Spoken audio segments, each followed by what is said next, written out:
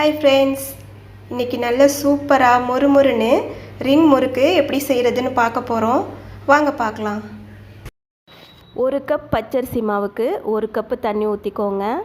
இப்போ இதில் பெருங்காயத்தூள் 1/2 ஸ்பூன் போட்டுக்கோங்க, ஜீரகம் 1 ஸ்பூன் போட்டுக்கோங்க, மிளகாத்தூள் 1 ஸ்பூன் போட்டுக்கோங்க, எள்ளு 1 ஸ்பூன் போட்டுக்கோங்க, உப்பு தேவையான அளவு போட்டுக்கோங்க. இப்போ இது நல்லா கொதிக்கணும். நல்லா கொதிச்சிருச்சு. இப்போது நெய் 2 ஸ்பூன் ஊற்றிக்கோங்க. நெய் இல்லாட்டினா தேங்காய் எண்ணெய் கூட 2 ஸ்பூன் ஊற்றிக்கலாம். இல்லைன்னா சமையலுக்கு யூஸ் பண்ணுறோம் இல்லையா, அந்த எண்ணெய் 2 ஸ்பூன் ஊற்றிக்கலாம். தண்ணி நல்லா கொதிச்சிருச்சு. இப்போ மாவு போட்டுக்கலாம். 1 கப்பு பச்சரிசி மாவு போடுறேன்.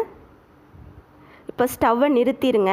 ஸ்டவ்வை நிறுத்திட்டு இதை நல்லா இது மாதிரி கரண்டிலேயே நல்லா கலந்துருங்க. நல்லா கலந்தாச்சு. இப்போ இது கொஞ்சம் ஆறட்டும். ஆறுனதுக்கப்புறம் நம்ம கையிலையே கலந்துக்கலாம். ஒரு மூடி போட்டு மூடி வச்சுருங்க. அப்போ தான் மாவு காயாமல் இருக்கும். நல்லா ஆறிடுச்சு. இப்போ இதை கையில் பிசைஞ்சிக்கலாம்.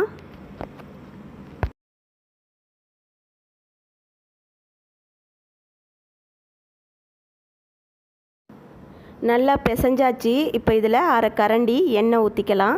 உங்களுக்கு தேங்காய் எண்ணெய் பிடிக்கும்னா தேங்காய் எண்ணெய் ஊற்றிக்கோங்க. அப்படி இல்லைன்னா சமையல் எண்ணெய் ஊற்றிக்கலாம்.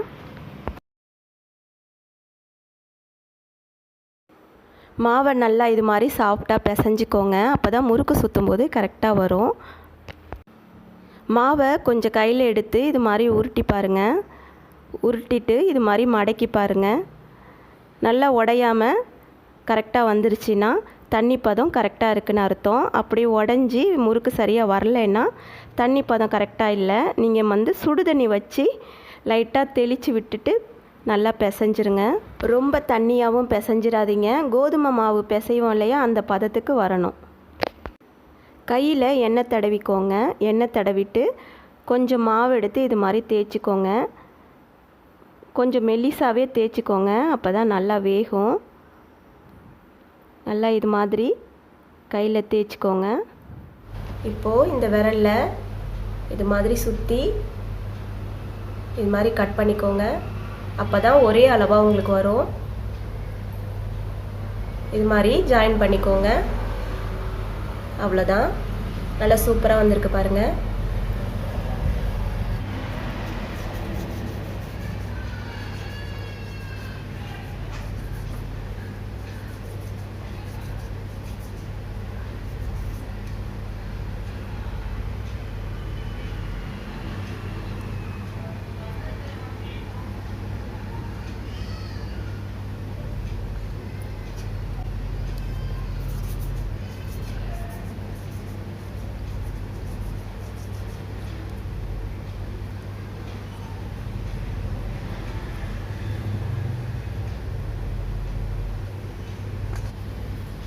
இந்த மாதிரி உங்களுக்கு செய்ய வரலைன்னா நீங்கள் முறுக்கு உலக்கில் காராச்சீவு மாதிரி புழிஞ்சு விட்டுக்கலாம். அவ்வளோதான். நல்லா இது மாதிரி எல்லாத்தையுமே செஞ்சு வச்சுக்கோங்க. இப்போ எண்ணெயில் போட்டுடலாம். எண்ணெய் நல்லா காஞ்ச உடனே போட்டுக்கலாம். நல்லா இது மாதிரி போட்டுக்கோங்க.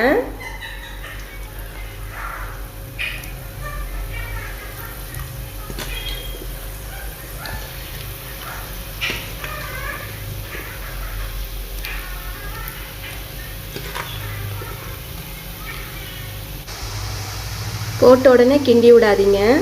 கொஞ்சம் நேரம் வேகட்டும். அதுக்கப்புறம் கிண்டி விட்டுக்கலாம். கொஞ்சமாக போட்டுக்கோங்க, ரொம்ப போட வேண்டாம். கொஞ்சம் கொஞ்சமாக போட்டு எடுத்துக்கோங்க.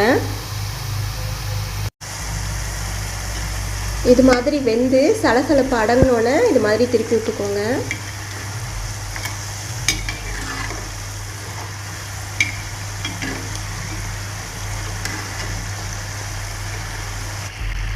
அவ்வளோதான். நல்லா வெந்துருச்சு. இப்போ எடுத்துக்கலாம். இந்த மாதிரி நல்லா கலர் சேஞ்ச் ஆனோன்னே எடுத்துக்கோங்க.